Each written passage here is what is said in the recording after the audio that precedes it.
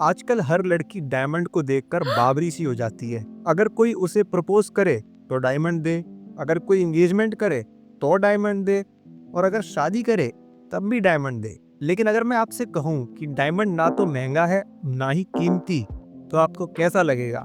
आपने टीवी पर सेलिब्रिटीज को डायमंड एड्स करते हुए देखा होगा। वो दिन भर डायमंड की बातें करते रहते हैं। बड़े बड़े लोगों की शादियों में डायमंड के बिना कुछ होता ही नहीं है। मेरे एक फ्रेंड है, मुझसे 6 साल बड़े, उनकी अभी अभी एंगेजमेंट टूटी है।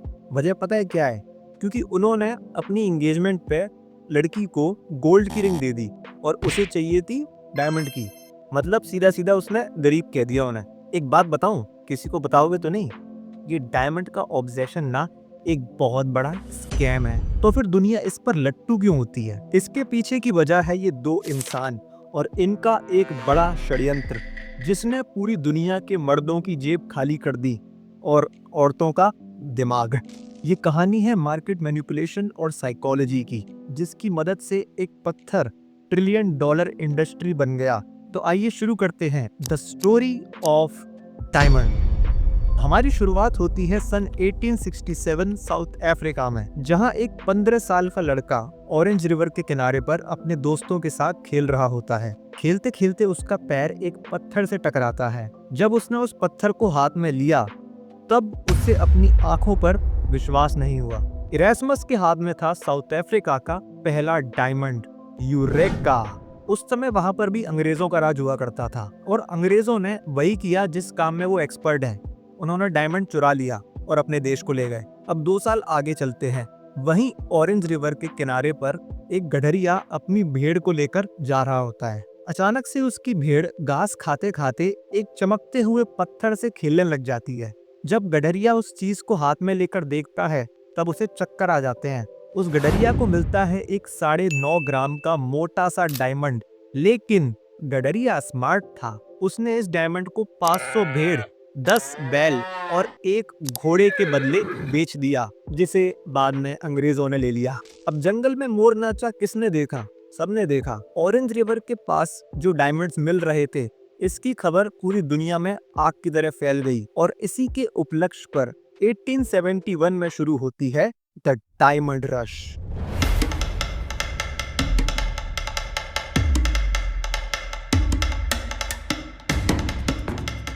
अब उस जमाने में ब्रिटिशर्स बहुत पावरफुल हुआ करते थे और वो अपने संग कंपटीशन बिल्कुल भी पसंद नहीं करते थे। तो जैसे ही उन्हें डायमंड की खुशबू आई तो ब्रिटिशर्स ने वहां साउथ अफ्रीका में अपना एक चेला भेज दिया। ये चेला ही है हमारी कहानी का पहला गुंडा, सेसिल रोड्स। ये चेला सिर्फ 18 साल का एंटरप्रेन्योर था और इसके जो कारनामे हैं वो आज भी बड़े बड़े बिजनेस ओनर्स यूज करते हैं। 1871 में रोड्स आया किम्बरली, एक ऐसा रीजन जो ऑरेंज नदी के पास था। वहां उसका एक ही मिशन था, ज्यादा से ज्यादा जमीन खरीदो और खुदाई शुरू करो। लेकिन इसमें एक समस्या थी, धन। तो रोड्स ने उस टाइम की सबसे अमीर फैमिलीज में से एक रॉथशाइल्ड को अपना आइडिया पिच किया। रॉथशाइल्ड जल्दी से मान गया और उसने रोड्स के ऊपर पैसे की बरसात कर दी। अब रोड्स एक खुला सांड बन चुका था। सबसे पहले रोड्स को मिले दो भाई, जोहानिस और डेड्रिक डेबियर, और इन दोनों भाइयों को नहीं पता था कि इनकी जमीन के नीचे क्या है। डेबियर भाइयों ने रोड्स को अपना पूरा फार्म बेच दिया। इसके बाद रोड्स ने जल्दी जल्दी आसपास के सारे डायमंड हैवी एरियाज को कैप्चर किया और उनके ऊपर माइनिंग क्लेम्स लगवा लिए। 1888 तक साउथ अफ्रीका की सारी खदानों का सिर्फ एक ही मालिक था, सेसिल रोड्स। आसपास की छोटी मोटी खदानों को भी रोड्स ने खरीद लिया था और उन सबको एक अम्ब्रेला कंपनी के नाम से रख लिया, जिसका नाम था डिबियर्स। लेकिन एक सेकंड, रोड्स ने अपने नाम पर कंपनी क्यों नहीं रखी? कूटनीति। देखो, रोड्स ना खदानों में काम करने वाले मजदूरों को निचोड़ने वाला था, लेकिन साउथ अफ्रीका के लोग इंडिया के जैसे थे, वो अंग्रेज के लिए काम क्यों करेंगे? अब यहीं आते हैं डेबियर्स ब्रदर, जिन्हें वहां के लोग जानते थे। वो वहां के लोकल थे।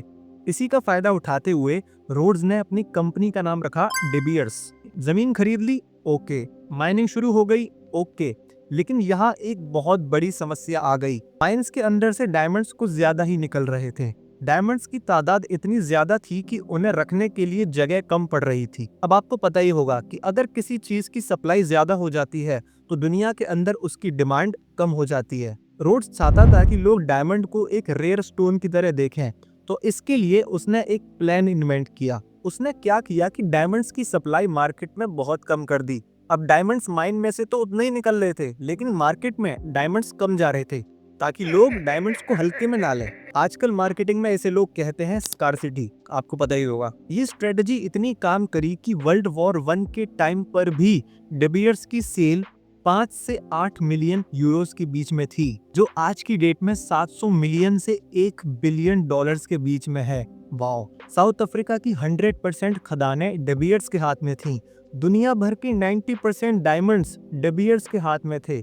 इसे हम क्या कहते हैं? मोनोपोली। लेकिन De Beers को पहला झटका तब लगता है जब 1902 में सेसिल रोड्स की मौत हो जाती है। इसके साथ ही साउथ अफ्रीका में इंटरनल विद्रोह बन रहा था अंग्रेजों के खिलाफ, तो कंपनीज के लिए मुसीबत बहुत बढ़ गई थी। और इसी समय कहानी में आता है एक और अंग्रेज, अर्नेस्ट ओपनहाइमर।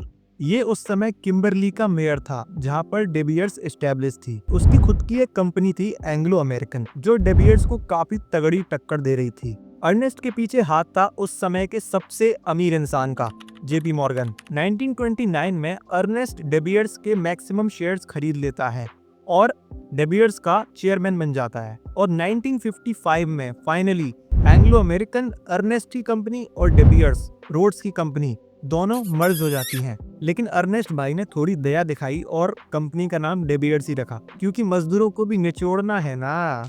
अर्नेस्ट ओपनहाइमर ने 2 साल बाद इस कंपनी को थाली में सजाकर अपने बेटे हैरी को दे दिया। कंपनी का नया मालिक हैरी मार्केटिंग में बहुत विश्वास रखता था। उसे पता था कि उसकी कंपनी का डिस्ट्रीब्यूशन अच्छा है, ऑपरेशन अच्छा है, लेकिन उसकी कंपनी आसमान में उड़ रही थी और वो चाहता था कि उसकी कंपनी स्पेस में उड़े। और स्पेस में ले जाने का सिर्फ एक तरीका है, मार्केटिंग। अब हैरी को जरूरत थी एक ऐसे मार्केटिंग जीनियस की जो अमेरिका, कनाडा और जापान जैसे हाईली सोफिस्टिकेटेड मार्केट्स को इन्फ्लुएंस कर सके। फाइनली उसको एक ऐसी औरत मिली जिसने एक ऐसा मार्केटिंग कॉन्सेप्ट डिजाइन किया जो 68 सालों तक चलता रहा, और उसने De Beers के खाते में बिलियंस ऑफ बिलियंस डॉलर्स लाके दिए। उस औरत ने अपना ऐसा दिमाग चलाया कि दुनिया भर की सारी औरतें डायमंड्स के लिए अपने पतियों से लड़ने झगड़ने लगी। हेंस प्रूव्ड, एक औरत ही दूसरी औरत की सबसे बड़ी दुश्मन होती है। इस मार्केटिंग के पीछे जो स्त्री है वो है हमारी वीडियो की दूसरी गुंडी, मैरी फ्रांसिस। ग्रेट डिप्रेशन के बाद De Beers के सेल थोड़े कम हो चुके थे, ऊपर से वर्ल्ड वॉर भी आ चुका था, और तो और De Beers के मजदूर निचोड़ने वाली खबरें ग्लोबली फैल चुकी थी। इतनी सारी अनफॉर्चुनेट चीजों की वजह से उनकी कंपनी का रेवेन्यू बहुत कम हो चुका था। अब इस प्रॉब्लम को सॉल्व करने के लिए De Beers ने हायर करी एक मार्केटिंग एजेंसी जिसका नाम था N.W. Ayers and Sons। लेकिन सन्स पर कुछ ज्यादा हुआ नहीं। 10 सालों तक उनके मार्केटिंग एफर्ट्स वेस्ट हो गए, और फिर एंड में जाके उन्होंने एक स्त्री से हेल्प मांगी, मैरी फ्रांसिस। मैरी एक एक्सपर्ट कॉपीराइटर थी और वो औरतों की साइकोलॉजी को अच्छे से जानती थी। एक रात मैरी अपने घर में अकेली बैठे कुछ सोच रही थी। फिर अचानक से उनके दिमाग में एक स्लोगन आ गया और उन्होंने तुरंत एक पेपर पे उस स्लोगन को लिख लिया, अ डायमंड इज फॉरएवर।